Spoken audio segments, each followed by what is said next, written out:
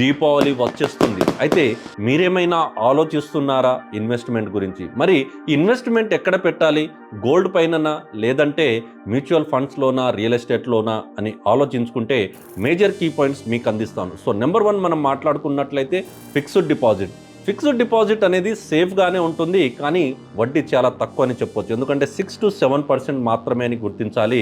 ఇక్కడ మనకు ట్యాక్స్ కూడా డిటెక్ట్ అవుతుందని గుర్తించాలి. సో సెకండ్ మనం మాట్లాడుకున్నట్లయితే పీపీఎఫ్ అని మనం చెప్పొచ్చు. అయితే సెంట్రల్ గవర్నమెంట్ స్కీమ్ అని చెప్పొచ్చు అండ్ 15 years లాక్ అని చెప్పొచ్చు. కానీ ట్యాక్స్ ఇక్కడ ఫ్రీగా ఉంటుంది.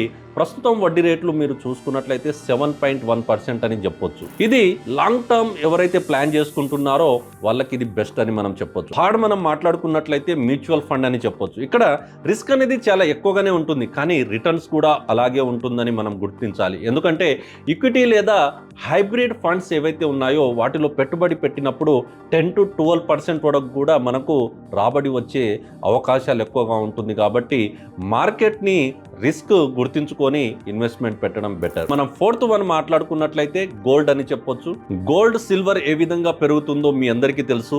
సో గోల్డ్ కంటే భయంకరంగా సిల్వర్ కూడా అదే విధంగా దూసుకెళ్తుంది. ఇక్కడ మీరు ఇన్వెస్ట్మెంట్ పెట్టేటప్పుడు బంగారం ఎప్పుడు కూడా సురక్షితమైన ఆస్తి అని మనం చెప్పొచ్చు. కానీ ఇక్కడ మనం చూసుకున్నట్లయితే మేకింగ్ ఛార్జ్ కావచ్చు, అదే విధంగా స్టోర్ చేసుకోవాలంటే అక్కడ ఖర్చులు అనేది ఉంటుంది. కాబట్టి ఇక్కడ డిజిటల్ గోల్డ్ లేదా గోల్డ్ ETF అనేది చూడడం చాలా బెటర్. సేఫ్ అండ్ సింపుల్ అని మనం చెప్పొచ్చు. సో ఎంత పెట్టుబడి ఎక్కడ పెట్టాలనేది ఆలోచన ఉంటే, ఇంకా డబ్బు కనుక ఎక్కువ ఉంటే రియల్ ఎస్టేట్లో ఇన్వెస్ట్మెంట్ పెట్టడం చాలా మంచిది.